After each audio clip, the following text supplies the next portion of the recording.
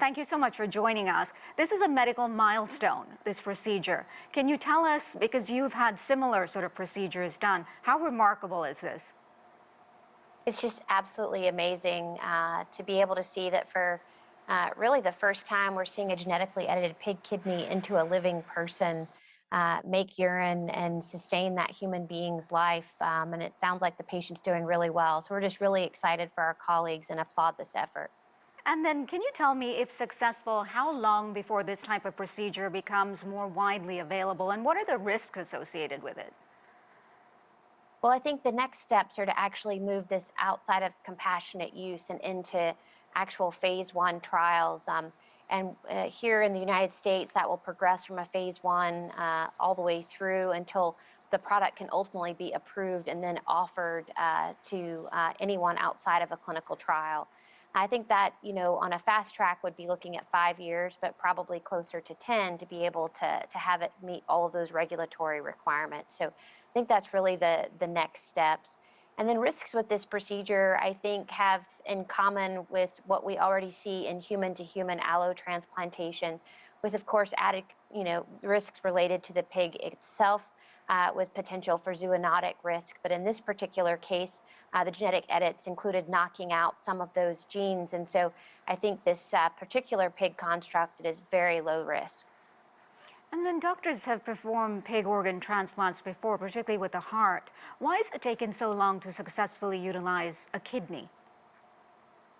Well, I think the kidney is, believe it or not, an incredibly complex organ. In many ways, you can think of a heart as a muscle, and it needs to contract and beat. But kidneys have to do more than just make urine. They help us regulate our blood pressure. They help us deal with our fluid balance. They help us deal with things like potassium and calcium. They interact with hormone signaling in the body. And so it's an incredibly complicated organ. And so the pig kidney has to be able to do all of those functions to really be able to sustain a human life. And I think that's why it's taken a bit longer with the kidney. Now, you touched on it, but can you talk a little bit more about what reservations there are about this type of procedure? Because there are some concerns about, potentially spreading animal viruses to humans. Absolutely. I mean, I think the likelihood of that is incredibly small. These animals are bred and kept in pathogen-free facilities. And so they are really free from common pathogens that we would see in humans and even in animals. The likelihood of that is incredibly small. And also, I think if that were to occur, the things that we worry about do have treatments. For example, porcine endogenous retrovirus can be treated with some common antiviral medications that we have access to. But again, I think the likelihood of that is quite low. And in fact, I think these pig organ sources, we know more about that pig's history in terms of exposure to infectious disease and pathogens than we do most human organs that we transplant. And so I think in the right context, this can be done very safely. How advanced is this technology when it comes to creating these genetically modified pigs and harvesting them for vital organs? And why pigs as opposed to other animals? I think really what catapulted this field was really the development of CRISPR-Cas, which of course Doctors Charpentier and Doudna won the Nobel Prize for chemistry for that in 2020.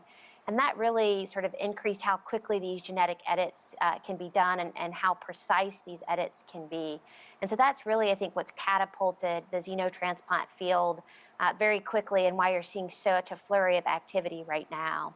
And then in terms of pigs, the reason for that are a couple. One, it has to do with scalability. So pigs have about 3 litters a year and about 12 piglets per litter. So you can have a lot of pigs very quickly.